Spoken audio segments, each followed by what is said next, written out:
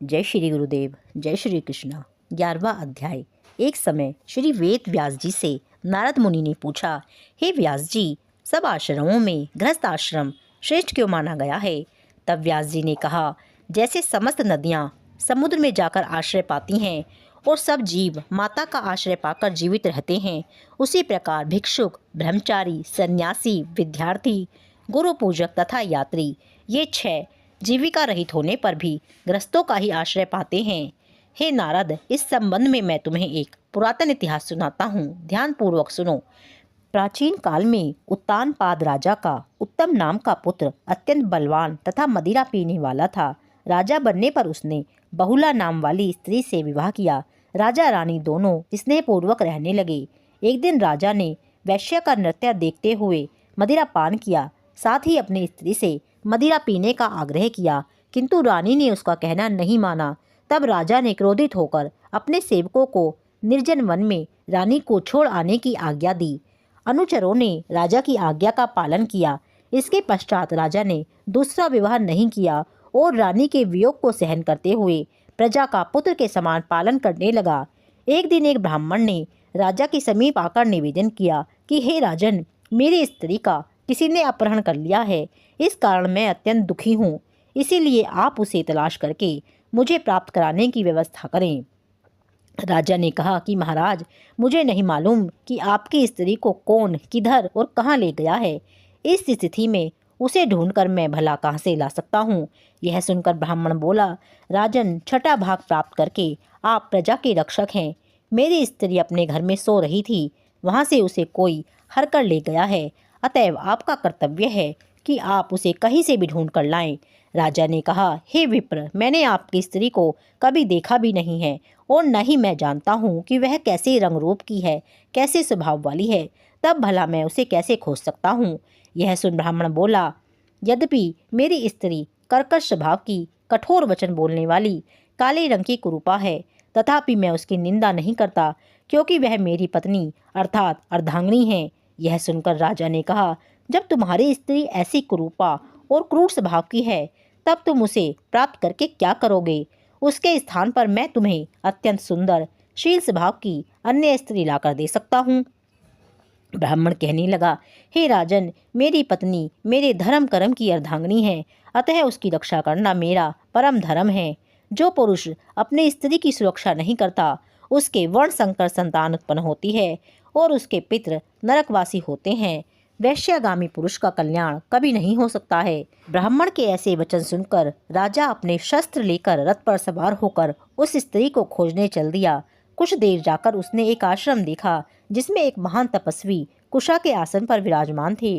राजा को आश्रम में आया देखकर ऋषि ने कोई उसका आदर सत्कार नहीं किया और कहने लगे, मैं जानता हूँ कि तुम राजा उत्तानपाद के पुत्र हो, मगर यहाँ किस कारण से आए हो? राजा ने कहा, हे मुने, एक ब्राह्मण के घर से कोई उसकी स्त्री को हर कर ले गया है। मैं उसी की खोज में इधर आया हूँ, मगर आपने न तो अर्घ्य आदि और न ही किसी प्रकार का आदर सत्कार किया। इसका क्या कारण है? तब ऋषि ने उत्तर दिया, हे राजन, तुम अर्घ्य योग्य होते हुए भी इस समय उसके पात्र नहीं हो, क्योंकि तुमने अपनी निरपराध स्त्री का वन में त्याग किया है। जहाँ स्त्री का यह धर्म है कि वह तन मन से पति की सेवा करे और उसकी आज्ञा में रहे, वहीं पति का भी यह धर्म है कि वह अपनी पत्नी का यथोचित सम्मान करे। जिस घर में स्त्रियों का मान होता है, वहाँ देवताओं का वास होता है। इसके विपरीत जहाँ स्त्रियों का अनादर होता है, वहाँ सुख शांति कभी नहीं रह सकती।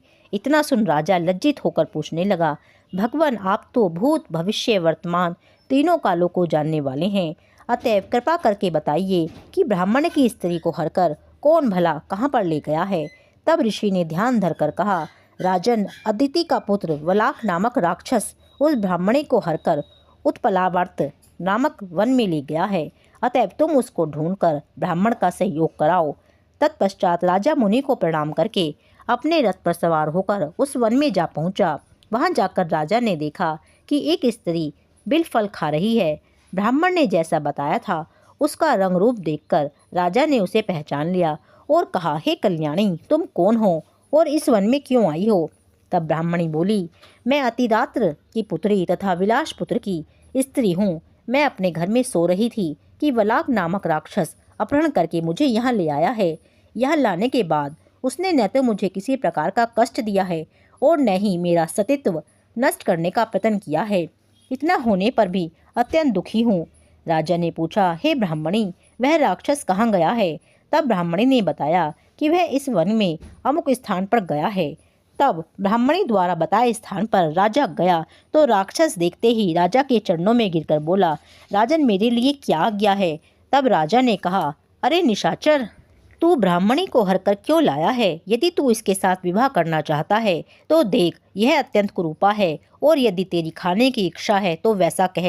तब राक्षस कहने लगा, राजन, मेरे घर में अनेक रूपवती अप्सराएं हैं। इनके अतिरिक्त मैंने कभी किसी स्त्री से भोग की इच्छा नहीं की और न ही मैं मांस भक्षण करता हूँ। मैं तो पूर्व जन्म के पापों का प्रायश्चित कर रहा हूँ। इस ब्राह्मणी का पति राक्षसों को मारने का मंत्र जानता है, अतएव जब हम यज्ञ का अन्न ग्रहण करने के लिए आते हैं तो वह हमको वहाँ से भगा देता है, क्योंकि आजकल वही यज्ञों का आचार्य बना हुआ है। इस कारण उस ब्राह्मण को दुखी करने के लिए मैं उसकी स्त्री को हर लाया हूँ। वैसे भी शास्त्रीय नियम अनुसार स्त्री के बिना पुरुष को कर्म करने का अधिकार नहीं है। यह सुनकर राजा ने विचार किया कि यह भी परोक्ष रूप से मेरी ही निंदा कर रहा है। मुनि ने भी स्त्री का त्याग करने के कारण मुझे अर्ध्य योग्य नहीं माना है। तभी राजा को विचार मग्न देख राक्षस कहने लगा, हे राजन, मैं आपकी प्रत्येक आज्ञा का पालन करूंगा। इतना कहकर वह हाथ जोड़कर खड़ा हो गया। राजा ने कहा, हे निशाचर, तुम इस ब्राह्मणी को इसके घर पहुंचा दो और उसके बाद जब भी मैं याद करूं तुम मेरे पास आ जाना। इतना कहते ही वह राक्षस ब्राह्मणी को लेकर उसके घर छोड़ने चला गया। इसके बाद राजा विचारने लगा कि मैंने अपनी निर्दोष पत्नी को घर से निकाला है, अतएव अब मैं कौन सा ऐसा पुण्य कर्म करूं जिससे इस पाप से निवृत्ति हो सके।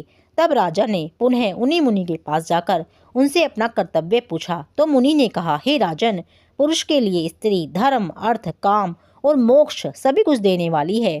इतना ही नहीं, स्त्री के बिना इस लोक तथा परलोक कहीं पर भी सुख की प्राप्ति नहीं हो सकती। स्त्री चाहे कैसी ही कुरूपा, मूर्ख, रोगी, दरिद्री या खोटे स्वभाव वाली क्यों ना हो, पुरुष को उसका सम्मान करना ही चाहिए। तब राजा कहने लगा, हे मुने, मैंने अपनी निर्दोष पतिव्रता स्त्री को त्याग दिया है, अतएव अब मैं क्या करूं? तब मुनि ने कहा, हे राजन, तुम्हारी स्त्री को अकेली वन में घूमते हुए देख शतापात नामक नाग उसे पाताल लोक में ले गया है। उस नाग की नंदा नाम की एक कन्या है जिसने उसको घर में छुपा रखा है। यह सुनकर राजा वहां से अपने घर आया तो ब्राह्मणों को स्त्री सहित अपने घर देख अत्यंत प्रसन्न हुआ। इसके बाद राजा ने जो ही वलाक नामक राक्षस को याद किया वह तुरंत उपस्थित हो गया। तब राजा ने उसे पाताल लोक से अपनी स्त्री लाने का आदेश दिया। आज्ञा मिलते ही वलाक पाताल लोक गया और वहां से राजा की स्त्री लाकर राजा को सौंप दी। तदंतर राजा और रानी स्नेहपूर्वक रहने लगे। नारद जी कहते हैं कि हे राजा पृथु, यह गृहस्थ आश्रम महात्म्य मैंने तुमको विस्तार पूर्वक सुनाया। अब और क्या सुनना चाहते हो सो कहो। 11वां अध्याय पूर्ण। जय श्री राधे, जय श्री कृष्णा।